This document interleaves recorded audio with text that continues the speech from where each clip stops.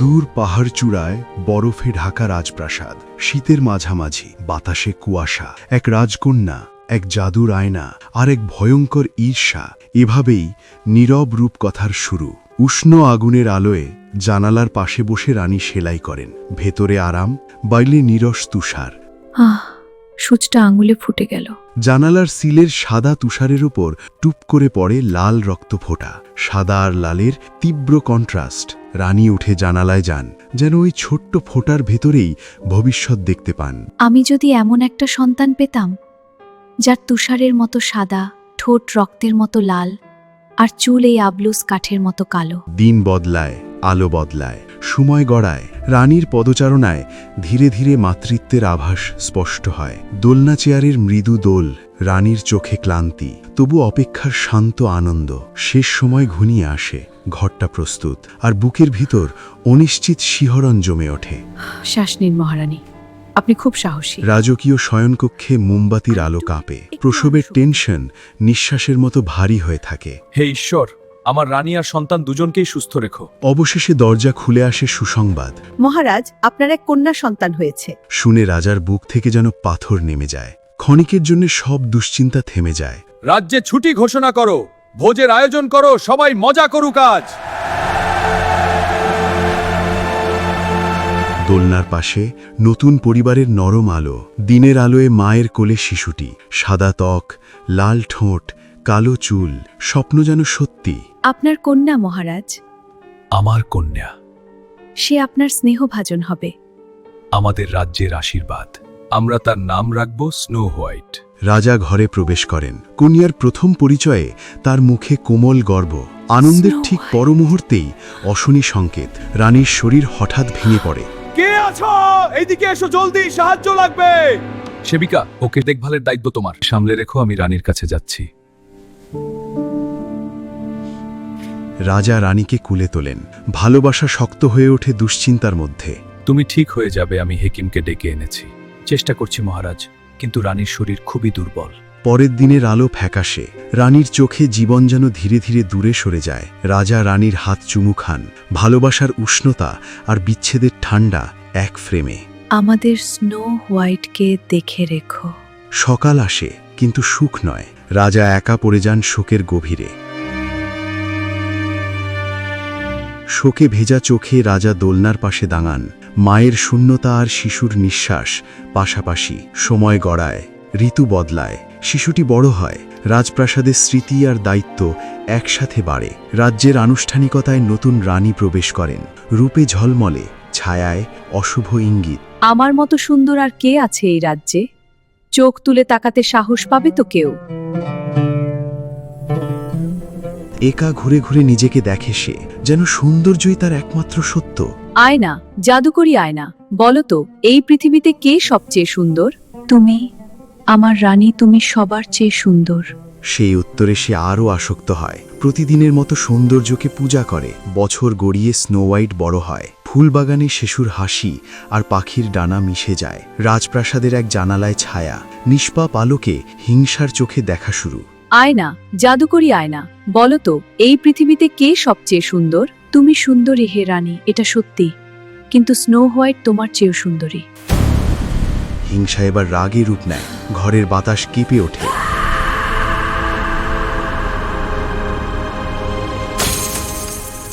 আলো অন্ধকারের মতোই। দূরে স্নো হোয়াইট, সামনে ছায়ায় দাঁড়িয়ে রানী। দুই ভাগ্যে দূরত্ব।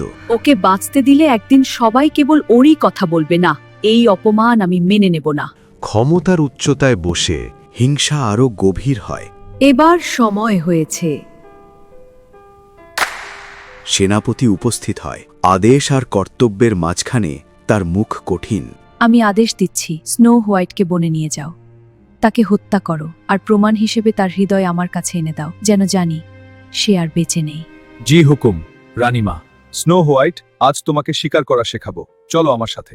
শিকার? শিকার করা আমি শিখতে চাই। নিয়ে চলুন আমাকে। বাবা তো কখনো নেন না আমাকে। তারা জঙ্গলের ভেতর ঢোকে। নিরাপত্তার পরিচিত আলো ধীরে ধীরে পিছনে পড়ে যায়।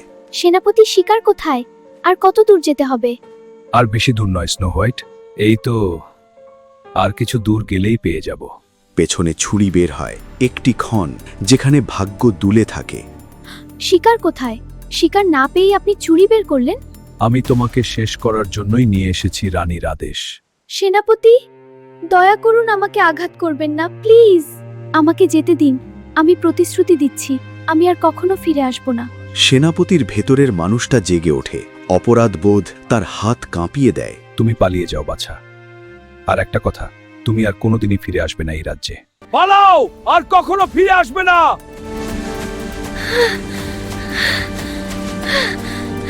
স্নো হোয়াইট অন্ধকারে মিলিয়ে যেতে থাকে, জঙ্গল তাকে গিলে খায়, তবু সে দৌড়ায়। সেনাপতি প্রমাণ জোগাড় করে, এক বন্য শুয়োরকে শিকার করে তার হৃৎপিণ্ড একটি কাঠের বাক্সের ভিতরে ভরে। বাক্স হাতে সে প্রাসাদে ফেরে, সিংহাসনের সামনে নত মাথা, ভারী নিঃশ্বাস। রানী বাক্স খুলে বিশ্বাস করে, তার হাসিতে নিষ্ঠুর তৃপ্তি জমে। একা ভোজের টেবিলে সে উৎসব করে, সেই হৃৎপিণ্ডটি রান্না করে খায়। অন্ধকার আনন্দে মোমের আলো প্রাঁপে।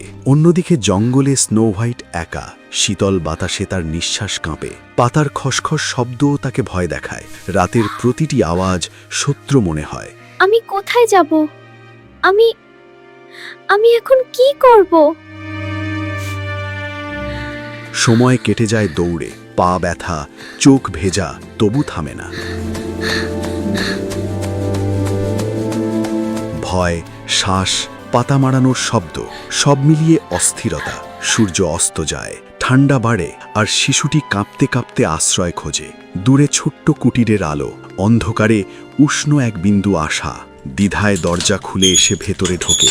শীতের ভেতর থেকে উষ্ণতার দেশে পা পড়ে। ভেতরে সবকিছু ছোট ছোট, 7টি প্লেট, 7টি কাপ, 7টি বিছানার আভাস। ক্ষুধা তাকে বাধ্য করে, সে খুব সামান্য করে খায়, যেন অপরের জিনিসে অমর্যাদা না হয়। ক্লান্ত শরীর বিছানা বেশি খোঁজে, শক্ত। একটার পর একটা পরীক্ষা করে বেশি শান্তির নরম। জায়গা খুঁজতে থাকে। অবশেষে সে ঘুমিয়ে পড়ে, বহু ভয়ের পর প্রথম নিরাপদ নিঃশ্বাস। গভীর রাতে 7 বামন খনি থেকে ফেরে, লণ্ঠনের আলোয় তাদের পথ ঝলমল করে। দেখো, আমাদের বাড়িতে কেউ একজন এসেছে মনে হচ্ছে।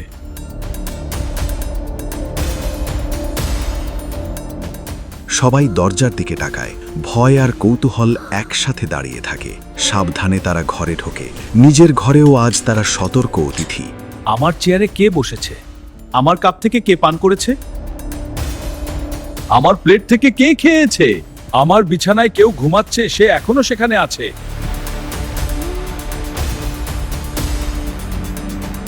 মোমবাতির আলোর বলয়ে 7 জন দাঁড়ায়, মাঝখানে ঘুমন্ত স্নো হোয়াইট, যেন রূপকথার ছবি। সে কে? সে খুব সুন্দর। হ্যাঁ, এত সুন্দর মেয়ে এর আগে দেখিনি। হ্যাঁ, তার রূপ অতুলনীয়। সত্যি, এমন সৌন্দর্য বিরল। তারা সিদ্ধান্ত নেয় ঘুম ভাঙাবে না, আগে তাকে নিরাপদ থাকতে দেবে। নিজেরাই গাঁদাগাড়ি করে শোয়ে, মৃদু হাসির মধ্যে তাদের ভালো মনের পরিচয়। চাঁদের আলোয় কুটিরটা যেন আশ্রয়ের প্রতীক। ভোরে স্নো হোয়াইট জেগে চমকে ওঠে, 7টি অচেনা মুখ, তবু চোখে শত্রুতা নেই। কথা শুরু হয়, নামের প্রশ্ন, পরিচয়ের কৌতূহল, আর আস্থার প্রথম ধাপ। স্নো হোয়াইট ধীরে ধীরে বলে, তার কণ্ঠে কষ্ট আর চোখে দীর্ঘ রাতের ছাপ। আমার সৎ মা, সে আমাকে ঘৃণা করত। সেনাপতিকে আদেশ দিয়েছিল আমাকে মেরে ফেলতে, কিন্তু তিনি দয়া করে আমাকে ছেড়ে দিলেন। তারপর আমি একা একা বনে ঘুরতে ঘুরতে আপনাদের এই ঘরটা পেয়েছি। যদি তুমি এখানে থাকো, তাহলে তোমাকে ঘর পরিষ্কার রাখতে হবে, রান্না করতে হবে, গুছিয়ে রাখতে হবে, সেলাই করতে হবে, আর সবকিছু ধুয়ে ফেলতে হবে। এই আমাদের নিয়ম। তুমি আমাদের সাথে থাকতে পারো, আমরা তোমাকে রক্ষা করব। ধন্যবাদ, আপনাদের সবাইকে অনেক ধন্যবাদ। স্নো হোয়াইট কৃতজ্ঞতায় নত হয়। নতুন পরিবারের উষ্ণতা তার বুক ভরে দেয়। সকালের টেবিলে তারা একসাথে, হাসি, গল্প আর ছোট্ট ঘরের বড় সুখ। সাবধান থেকো, কাউকে ভেতরে ঢুকতে দিও না। তোমার সৎ মা একদিন না একদিন জেনে যাবে তুমি এখনো বেঁচে আছো। ঠিক আছে, আমি কাউকেই ভেতরে ঢুকতে দেব না। বামনদের কুটিরে স্নো হোয়াইট আশ্রয় পেলেও প্রাসাদের অন্ধকার ঘরে রানীর সৌন্দর্য ভয় এক মুহূর্তেও থামে না। আয়না, জাদুকরি আয়না, বলো তো এই দুনিয়ায় সবার চেয়ে সুন্দর কে? তুমি সুন্দরী ও রানী, এটা সত্যি। কিন্তু পাহাড়ের ওপারে 7টি বামনের সঙ্গে থাকা স্নো হোয়াইট তোমার চেয়েও সুন্দরী। সত্যটা সহ্য করতে না পেরে রানীর ক্রোধ ঘরের জিনিসপত্রকে ছিন্ন ভিন্ন করে দেয়। আমি ওকে শেষ করে দেব, এবার কেউ আমার পথে বাধা দিতে পারবে না। জাদুর ধোঁয়ায় রাজমুকুটের গর্ব মিলিয়ে যায়, নিরীহ ফেরিয়াওয়ালার মুখোশে লুকায় বিষ। একা পাহাড়ি পথ পেরোতে থাকে সেই ছদ্মবেশী ছায়া। উদ্দেশ্য একটাই, যে জঙ্গলে একদিন স্নো হোয়াইট ভয়ে দৌড়েছিল, সেই জঙ্গলের ভেতর দিয়েই এবার তাকে খুঁজতে আসে অশুভ পা। তুষার আর বাতাসের মধ্যেও তার জেদ নিভে না, দূরভিসন্ধি পথ চিনে নেয়। বিক্রয়ের জন্য সুন্দর ফিতা আছে, কে নেবে? আসো, রঙিন ফিতা আছে, চমৎকার গহনা আছে। শুভ দিন ম্যাডাম, তুমি কি বিক্রি করছো? শুভ দিন ছোট্ট মেয়ে, আমার কাছে আছে সুন্দর চিরুনি আর ফিতে। দেখবে কি লাগবে তোমার? আমার কাছে বেশ কিছু জিনিস আছে। তোমার ফিতেটা তো দেখি একেবারে পুরনো হয়ে গেছে। ওয়াও, এই লেসটা কি সুন্দর! হ্যাঁ, খুব নরম আর সুন্দর, তুমি ছুঁয়ে দেখতে পারো। আমার এটা খুব পছন্দ হয়েছে। ভেতরে আসুন দেখি। ধন্যবাদ সোনা। আমাকে অনুমতি দাও, আমি কি তোমার জিনিসগুলো দেখতে পারি? এত সুন্দর, আমার তো কখনো হয়নি এরকম কিছু। আমি পরিয়ে দিচ্ছি তোমাকে। আসো আমার কাছে এসো সুন্দর মেয়েটা। প্রতিশ্রুতি ভেঙে দরজা খুলতেই উষ্ণ আলয় ঘরের ভেতর ঢুকে পড়ে ঠান্ডা বিপদ। কোমরের ফিতে যত টাইট হয়, স্নো হোয়াইটের শ্বাস তত ভারী, নীরব আঘাতের মতো। এখন তুমি আর কখনো আমার চেয়ে বেশি সুন্দরী হতে পারবে না। দরজার বাইরে সে মিলিয়ে যায়, আর ঘরের ভেতর পড়ে থাকে নিঃশ্বাস আটকে যাওয়া নীরবতা। স্নো হোয়াইট ধীরে ধীরে মেঝেতে ঢলে পড়ে। কুটিরটা মুহূর্তে আবার একা হয়ে যায়। ঠিক সময় বামুনরা ফিরে আসে। ভয় আর ভালোবাসা একসঙ্গে ছুটে যায় তার দিকে। গিঁট কেটে মুক্ত করতেই জীবন ফিরে আসে। একটা বড় শ্বাস যেন অন্ধকারকে সরিয়ে দেয়। ধন্যবাদ। ওটা ছিল তোমার সৎ মা। আমাদের প্রতিশ্রুতি দাও দরজা খুলবে না। দরজা খুললে বারবারই তুমি বিপদে পড়বে। হ্যাঁ, আমি প্রতিশ্রুতি দিচ্ছি। আয়না, জাদুকরি আয়না, কে সবচেয়ে সুন্দর? তুমি সুন্দরী, ও রানী। এটা সত্যি, কিন্তু পাহাড়ের ওপারে 7টি বামনের সঙ্গে থাকা স্নো হোয়াইট এখনো তোমার চেয়েও সুন্দরী। ক্রোধের আঘাতে টেবিল কেঁপে ওঠে। এবার সে আরো বড় কিছুর প্রস্তুতি নেয়। আমি বাধাগ্রস্ত হব না। স্নো হোয়াইট, তোমাকে আমি শেষ করে ফেলবো। জাদুর পানীয় গিলে সে আবার নিজের রূপ বদলানোর শক্তি জোগাড় করে। ধোঁয়া সরে গেলে দেখা যায় নতুন ছদ্মবেশ, একই চোখ, ভিন্ন মুখ। এই চিরুনিটাই শেষ করে দেবে তোমাকে স্নো হোয়াইট। এবার তুমি আর বাঁচবে না। ঝুড়ি হাতে সে আবার পথ ধরে। একই লক্ষ্য, আরো কঠিন মন। দেখো, তোমার জন্য কত সুন্দর সুন্দর জিনিস নিয়ে এসেছি। চিরুনি, ফিতা, গহনা সবই আছে। আমি কাউকে ভেতরে ঢুকতে দেব না। দেখো তো, এই চিরুনিটা কত সুন্দর, শুধু দেখলেই মন ভরে যায়। খুব সুন্দর চিরুনি। তুমি নেবে এইটা? কিন্তু কিভাবে নেব? আমি তো দরজা খুলতে পারবো না। দরজা খোলার দরকার নেই, তুমি জানালার বাইরে তোমার মাথা দাও, আমি তোমার চুলগুলো ঠিক করে দিচ্ছি। মাথা বের করতেই সে হয়ে ওঠে অসহায়। নিরাপত্তার সীমারেখা ভেঙে যায়। চিরুনি চুলে ছোঁয়া মাত্র বিষ কাজ শুরু করে। নরম স্পর্শে লুকায় অন্ধকার। মুহূর্তেই সে মেঝেতে পড়ে যায়। এবার ঘরটা আরো ঠান্ডা হয়ে ওঠে। বাইরে থেকে দূরে সরে যায় বৃদ্ধা। তার হাসি মিলিয়ে গিয়ে রেখে যায় ভয়। বামুন্না ফিরে এসে দেখে নিথর শরীর। এইবার তাদের বুক ভেঙে যায়। তারা খুঁজতে থাকে কারণ। ভালোবাসার তাড়নায় চোখ পড়ে চুলের ভেতরে ছোট্ট শত্রুতে। ভাঙা খিল বের হতেই স্নো হোয়াইট আবার শ্বাস নেয়। জীবন ফিরে এলেও আতঙ্ক থেকে যায়। টেবিল ঘিরে সবাই চুপ। এতবার বাঁচিয়েও তারা জানে পরের বার হয়তো পারবে না। তোমার আর কখনো অপরিচিতদের জন্য দরজা খোলা উচিত নয়। যেই হোক ভেতরে ঢুকতে দেবে না, এবার মনে রাখবে। দূরে প্রাসাদের ল্যাবে রানী আরও ভয়ঙ্কর পরিকল্পনায় ডুবে যায়। এবার ফাঁদ হবে চূড়ান্ত। অর্ধেক লাল, অর্ধেক সাদা। একটি আপেলে সে লুকিয়ে রাখে শেষ সিদ্ধান্ত। সাধারণ কৃষক নারীর ছদ্মবেশে সে আবার রওনা দেয়। আপেল নেবে? বাগান থেকে আনা টাটকা সুস্বাদু আপেল আছে। আমি কাউকে ভেতরে ঢুকতে দিতে পারবো না। কিন্তু আমার কাছে সুস্বাদু আপেল আছে, দেখ। না, ধন্যবাদ। ঠিক আছে, আমি এটাকে অর্ধেক করে কেটে দিচ্ছি। তুমি লাল পাশটা খাও, আমি সাদাটা খাবো। এইভাবে তুমি নিজেই দেখবে এটা নিরাপদ। এক কামড়েই সব থেমে যায়। মিষ্টির ভেতর থেকে নেমে আসে গভীর ঘুমের মতো নীরবতা। দেখি এবার তোমাকে কে বাঁচায়, স্নো হোয়াইট। কুটির থেকে দূরে সরে যেতে যেতে সে নিশ্চিত হয় এবার আর কেউ তাকে ফিরিয়ে আনতে পারবে না। বামুনরা ফিরে এসে যা পারে সব করে, কিন্তু এইবার তাদের হাতের পরিচিত উপায়গুলো হার মানে। স্নো হোয়াইটের মুখ শান্ত, নিঃশব্দ। ঘরের উষ্ণ আলো যেন শোকের রঙে ফ্যাকাশে। 3 দিন ধরে সময় গলে যায় মোমের মতো। তাদের চোখের জল থামে না। শেষমেশ তারা তাকে কাঁচের কফিনে রেখে দেয় পাহাড় চূড়ায়, যেন সৌন্দর্যটাকে সময়ের বাইরে রক্ষা করা যায়। পাহারা বসে একজন। ভালোবাসা এখানে পাহারার মতোই নীরব দায়িত্ব। ওদিকে প্রাসাদের গোপন ঘরে রানী আবার জাদুর আয়নাকে জিজ্ঞেস করে, আয়না, জাদুকরি আয়না, এবার বলো, কে সবচেয়ে সুন্দর? তুমি আমার রানী, সবার চেয়ে সুন্দর। রাজ্য বাইরে থেকে শান্ত, কিন্তু এই শান্তির ভেতরেই নতুন ভাগ্য এগিয়ে আসে। দূরের পথে এক রাজপুত্র বনপথ ধরে এগোয়। অজান্তেই সে গল্পের কেন্দ্রে পা রাখে। পাতার ফাঁক দিয়ে কাঁচের কফিন দেখে সে থেমে যায়। কিছু সৌন্দর্য চলতে শেখায় না, থামতে শেখায়। সোনালি লেখার ছোঁয়ায় সে বুঝতে পারে এটা কোনো সাধারণ ঘুমন্ত মানুষ নয়। তোমার সৌন্দর্য আমাকে মুগ্ধ করেছে। কাঁচের ভেতর শান্ত মুখ দেখে তার মনে শ্রদ্ধা জাগে। রূপকথার মতো এক নীরব বিস্ময়। দয়া করে আমাকে তাকে আমার সাথে নিয়ে যেতে দিন। আমি সবসময় তার স্মৃতিকে সম্মান করব। বামুনরা প্রথমে না বলে, তাদের শোকের সাথে কেউ সহজে ভাগ বসাতে পারে না। কিন্তু রাজপুত্রের আন্তরিকতায় তারা নরম হয়। ভালোবাসা কখনো কখনো ভরসা চিনে ফেলে। ধীরে ধীরে কফিন নামতে থাকে। প্রতিটি পদক্ষেপে জমে থাকে অদ্ভুত টেনশন। হঠাৎ এক হোঁচট, কাঁচ কাঁপে আর ভাগ্যও কেঁপে ওঠে।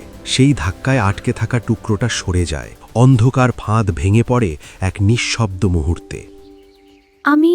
আমি কোথায়? তুমি এখন নিরাপদ। সত্যি? হ্যাঁ, আমি প্রতিশ্রুতি দিচ্ছি। কফিনের ভেতর থেকে বেরিয়ে এসে দাঁড়ায়। বন্দিত্বের কাঁচ ভেঙে না, তবু মুক্তি এসে যায়। তুমি কি আমার সাথে আমার দুর্গে যাবে? আমার রানী হবে? সম্মতিতে চারদিক উল্লাসে ভরে ওঠে। শোকের পাহাড় চূড়ায় এবার আশা ফুটে ওঠে। প্রিন্সের দুর্গে বিয়ের তোড়জোড় শুরু হয়। খবর ছড়িয়ে পড়ে রাজ্য জুড়ে। আমি স্নো হোয়াইট। সোনালি আলোয় বিয়ের হল ভরে যায়। রূপকথা তার আনন্দের অধ্যায়ে পৌঁছায়। দূরে অন্ধকার ঘরে নিমন্ত্রণপত্র পৌঁছায় রানীর হাতে। ব্যঙ্গের মতোই ভাগ্য তাকে ডাকতে আসে। যাওয়ার আগে সে আবার সাজে, যেন সৌন্দর্যের মুকুটই তার শেষ অস্ত্র। আয়না, জাদুকরি আয়না, সবার চেয়ে সুন্দর কে? তুমি আমার রানী, তুমিই সুন্দর, এটা সত্য। কিন্তু নতুন রানী তোমার চেয়ে সুন্দর। তবু সে যায়। গর্ব ভাঙলেও প্রতিশোধের কৌতূহল তাকে টেনে নিয়ে চলে। রূপকথার কঠিন বিচার নেমে আসে। জাদুকর রানী আবার স্নো হোয়াইটের ক্ষতি করবে। চলো আমরা ওর একটা ব্যবস্থা করি। হ্যাঁ, আমরা তাকে থামাতে হবে। কিন্তু কিভাবে? সে খুব শক্তিশালী। আমরা একসাথে লড়াই করব। অন্ধকার ঘরে রানীর ক্ষমতা আর দম্ভ ভেঙে পড়তে থাকে। নীরব স্থিরতায় বোঝা যায় রানীর জাদু শেষ, আর তার ছায়া আর উঠবে না। এরপর রাজ্য পায় নতুন আলো। স্নো হোয়াইট ও রাজপুত্র প্রজাদের পাশে দাঁড়ায়। শাসন হয় দয়ার ভাষায়। কুটিরের বন্ধুদের সে ভুলে না। বামনদের প্রতি কৃতজ্ঞতায় রাজপ্রাসাদও হয়ে ওঠে আপন বাড়ি। দুঃখ পেরিয়ে রূপকথা বলে যায় ভালোবাসা আর সততারই শেষ হাসি।